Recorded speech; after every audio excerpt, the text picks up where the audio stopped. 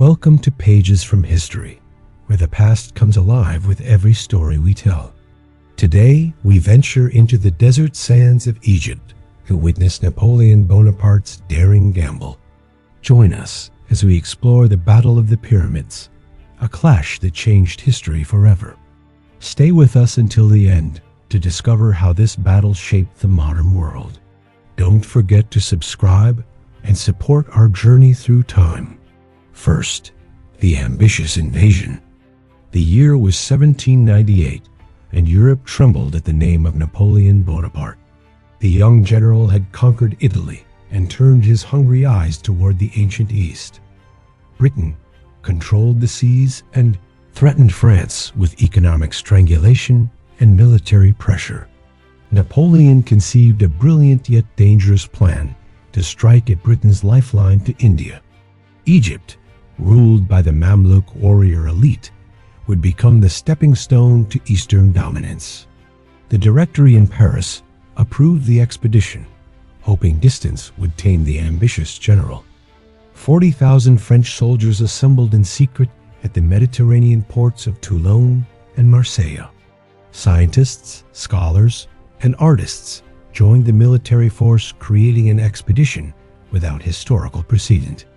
Napoleon promised his men glory, riches, and immortality in the shadow of ancient monuments. The fleet sailed on May 19th, evading British Admiral Nelson's hunting squadron through fog and fortune. 328 ships carried the dreams of empire across azure Mediterranean waters. Malta fell within days, providing a crucial base and treasure to fund the expedition. The voyage continued eastward under merciless summer sun and the constant threat of British discovery. Soldiers suffered from seasickness, cramped conditions, and growing doubts about their mysterious destination. Napoleon studied books on Egypt, Islam, and Alexander the Great, preparing for his role as conqueror. On July 1st, the French fleet appeared off the Egyptian coast near Alexandria. The ancient city's weathered walls and minarets rose from the desert like a mirage. Napoleon ordered immediate landing, despite rough seas and the absence of proper harbor facilities.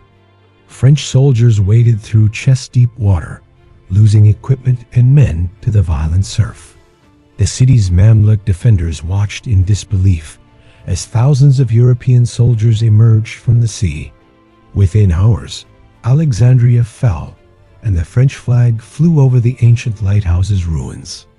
Napoleon issued proclamations declaring friendship with Islam and respect for the Prophet Muhammad. The local population remained suspicious of these foreign invaders who spoke of liberation and enlightenment. The true test lay ahead in the scorching desert and against the fearsome Mamluk cavalry.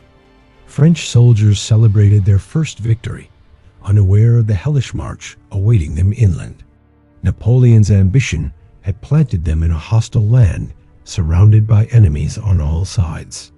The invasion had begun, but the real battle for Egypt still lay hidden in the desert heat. Second, journey through the desert. The march toward Cairo began on July 6th under a sun that turned armor into torture instruments. 40,000 men trudged through endless sand-carrying equipment designed for European battlefields. Water became more precious than gold as canteens emptied under the relentless Egyptian summer. Villages appeared on the horizon, only to reveal abandoned mud brick houses and poisoned wells. Mamluk raiders struck at dawn and dusk, their swift horses vanishing into the desert like ghosts. French soldiers, trained for European warfare, found themselves helpless against these hit-and-run tactics. Men began dropping from heatstroke, their bodies left behind to be swallowed by the sand. The Nile appeared like salvation, but its waters carried disease that felled more men than enemy swords. Napoleon ordered strict rationing, but desperation drove soldiers to drink from contaminated sources. Local guides led the French through ancient caravan routes where civilizations had marched for millennia. The soldiers passed crumbling temples and monuments that spoke of Egypt's glory in forgotten tongues. At night, Officers read from Napoleon's proclamations, while men dreamed of green French valleys. Dysentery, plague, and ophthalmia spread through the ranks, turning the army into a suffering mass. Surgeons worked without proper supplies, amputating limbs under palm trees while vultures circled overhead. The scientific corps documented everything, measuring monuments while soldiers died in the sand around them. Murad Bey, the Mamluk commander, shadowed the French advance with 12,000 cavalry warriors.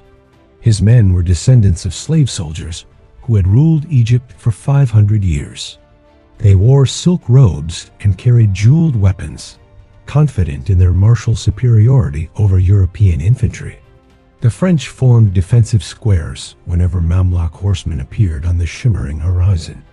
Bayonets pointed outward, while artillery pieces anchored each corner of the human fortress.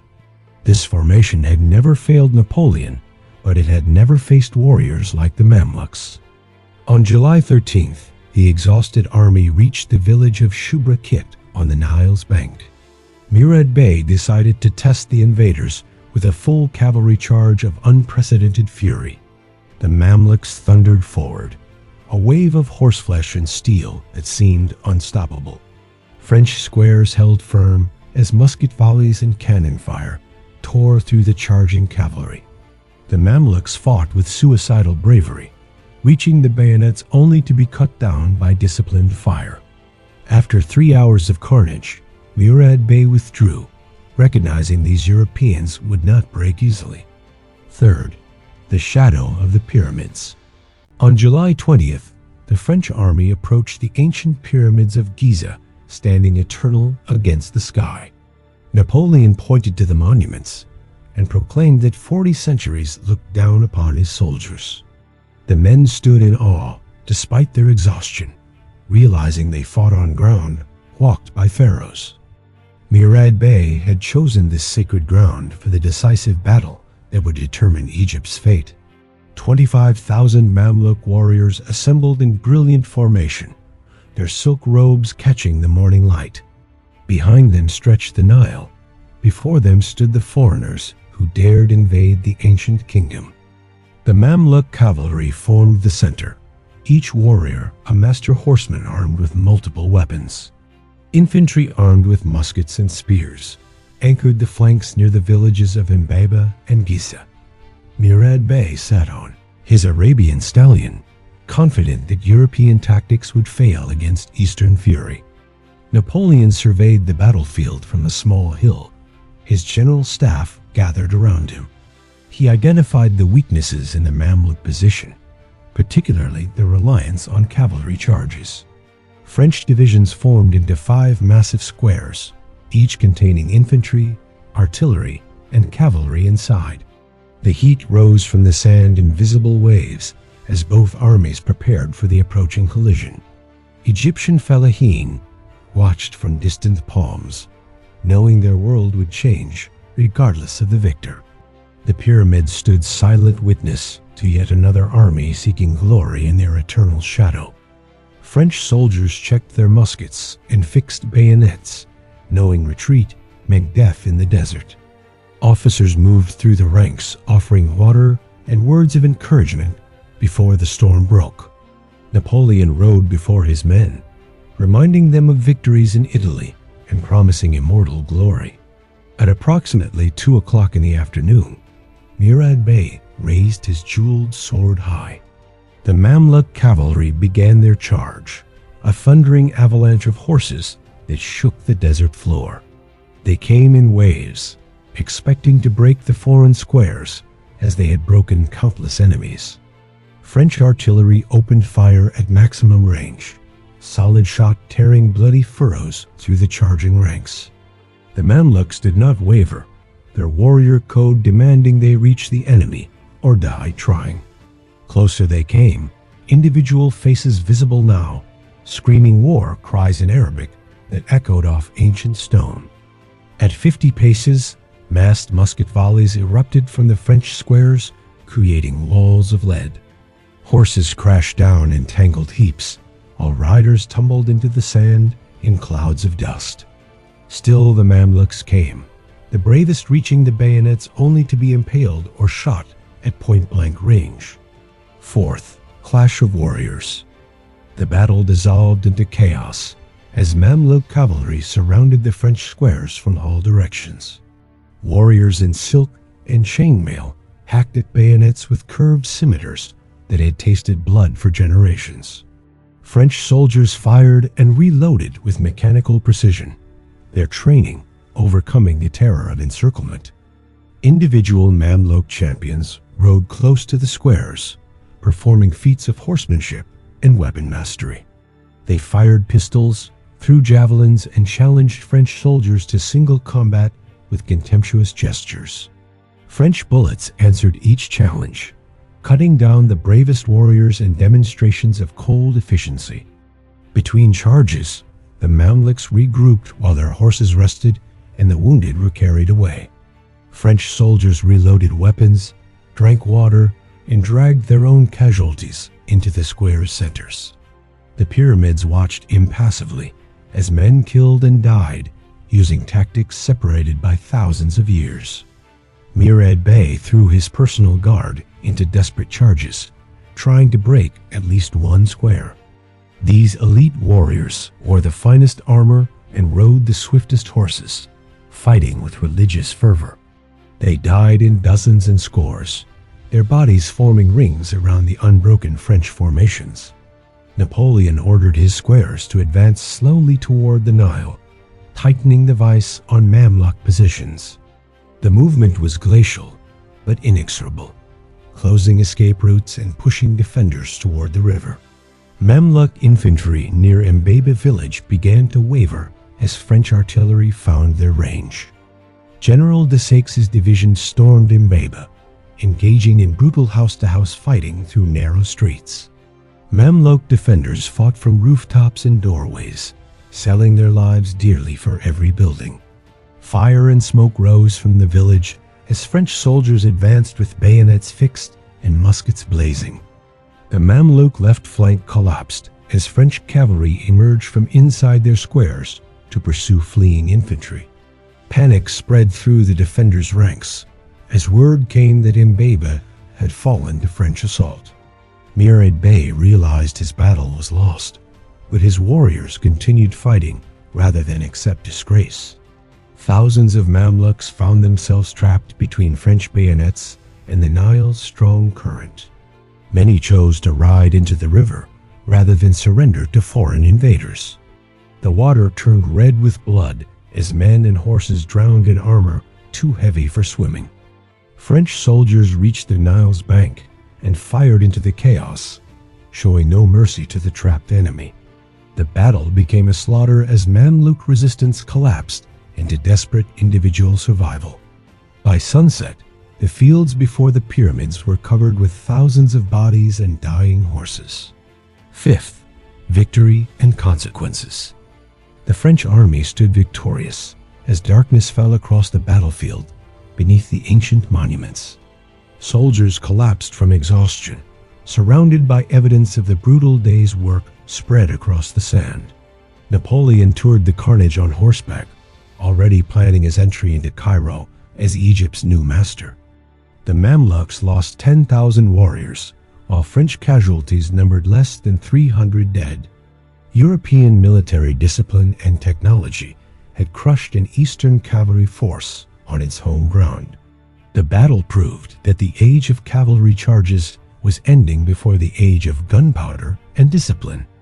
Murad Bey escaped with a few hundred survivors, retreating south into Upper Egypt to continue resistance. Ibrahim Bey, the other Mamluk commander, fled northeast toward Syria with his remaining forces. Cairo lay defenseless before the French army had destroyed its protectors in a single afternoon. Napoleon entered the Egyptian capital on July 24th, received by terrified but pragmatic city elders. The French established a military government, attempting to balance conquest with proclamations of respect for Islam. Scholars began exploring ancient ruins, while soldiers struggled to maintain order over a resentful population. The victory at the pyramids gave France control of Egypt, but could not prevent strategic disaster. Admiral Nelson found and destroyed the French fleet at Aboukir Bay 9 days after the battle. Napoleon's army was now trapped in Egypt, cut off from supplies and reinforcements by British naval power. The Egyptian expedition ultimately failed as Napoleon abandoned his army to return to France in 1899. British forces and Ottoman armies eventually expelled the French from Egypt by 1801 surrender. The military adventure ended in defeat, but the cultural impact resonated through European civilization. French scientists produced the description de l'Egypte, documenting ancient monuments with unprecedented detail. The Rosetta Stone, discovered by French soldiers, unlocked hieroglyphics and revolutionized understanding of antiquity. Egyptomania swept through Europe, influencing art, architecture, and scholarship for generations to come. The Battle of the Pyramids demonstrated Napoleon's tactical genius at its peak before his eventual downfall. It showed that European technology and discipline could defeat any force regardless of courage or tradition. The clash beneath the pyramids marked a turning point where the ancient East met the modern West. Modern Egypt still remembers this battle as a moment when their land became a prize for foreign empires. The pyramids continue standing as they stood that bloody afternoon, outlasting conquerors and their ambitions. History records that Napoleon won the battle but lost the war, teaching lessons about hubris and imperial overreach. Thus ends our journey to the Battle of the Pyramids, where Napoleon's ambition clashed with ancient power. We've witnessed how a single afternoon changed the course of history beneath monuments older than memory. If you enjoyed this episode from Pages from History, please like, comment, and subscribe for more incredible stories. Share your thoughts about Napoleon's Egyptian adventure and what other historical battles you'd like to explore. Thank you for joining us today, and remember that history's greatest lessons come from its most dramatic moments.